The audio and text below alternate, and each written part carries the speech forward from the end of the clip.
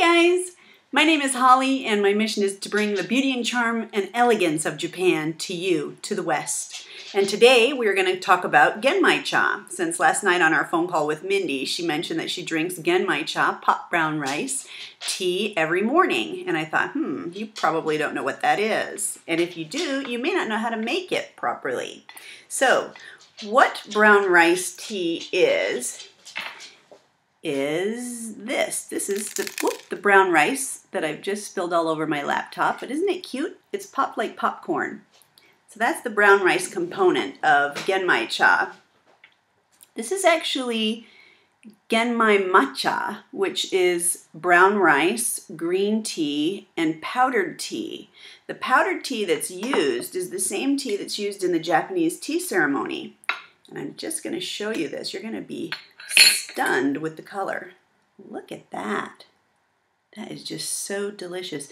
And what it is a very high grade tea leaf that is finely ground. So you're actually drinking the tea. You can put this on Haagen-Dazs ice cream and it tastes wonderful.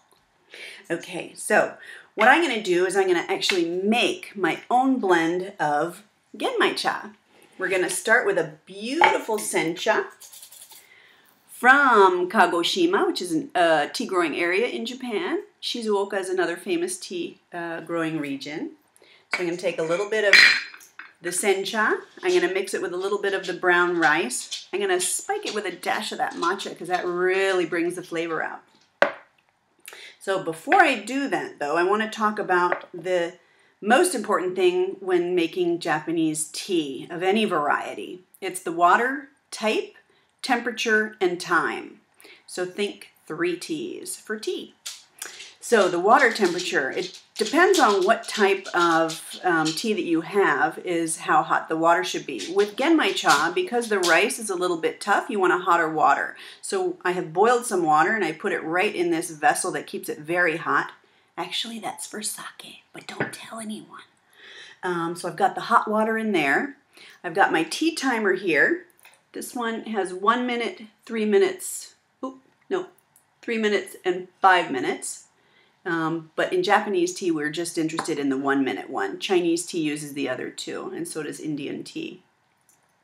So, first things first, I'm going to put the tea into the teapot because the water's already boiled and it's just cooling off ever so slightly to 90 degrees Celsius. Now, I'm going to put about 1 to 2 teaspoons in my pot, and I've been doing this for years, so I know the exact amount to put in here. But what you want to do is cover the bottom of your teapot like this. Can you see that? See how it's literally just covering the bottom of that pot. Now you can be as generous as you like with the popped rice, and I love this stuff, so I'm going to pour that right in there. Loads of it.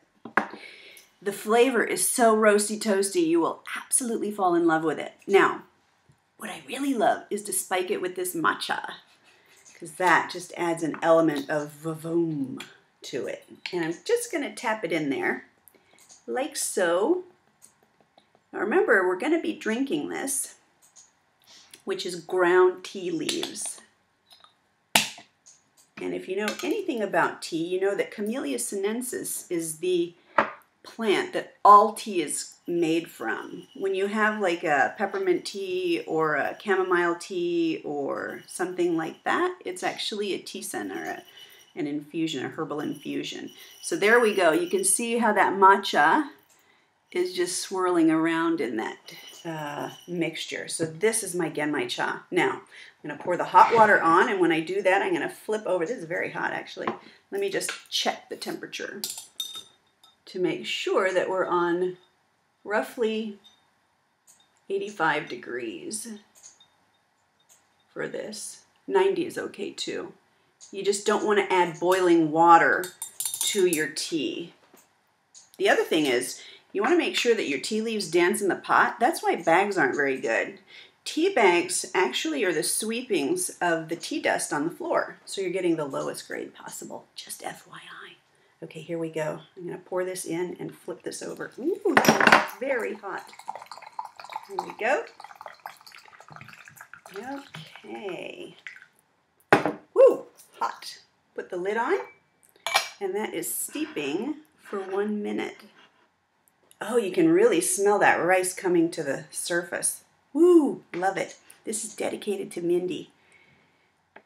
And I know that you really get your soul warmed when you have this tea. The whole house starts smelling just roasty toasty. Now what I'm going to do is prepare to strain it. And the important thing about Japanese tea is you want to strain all of it, because if you leave any of the water into the tea, it's going to make it bitter. And that's one thing that we don't want, is bitter green tea. So how are we doing on time? Ooh, nearly there. And you can make 2 steepings out of this. The second steeping is going to be very, very mild in this case, because you're drinking off the matcha, so the matcha will be in the first steeping. And the second steeping, you literally pour the water on and off. Now with this first steeping, I want you to pour it for 30 seconds because it's still infusing. And you pour all of it into your teapot. Oh my gosh, I can't wait to try this. Woo, look at that. Oh, yummy.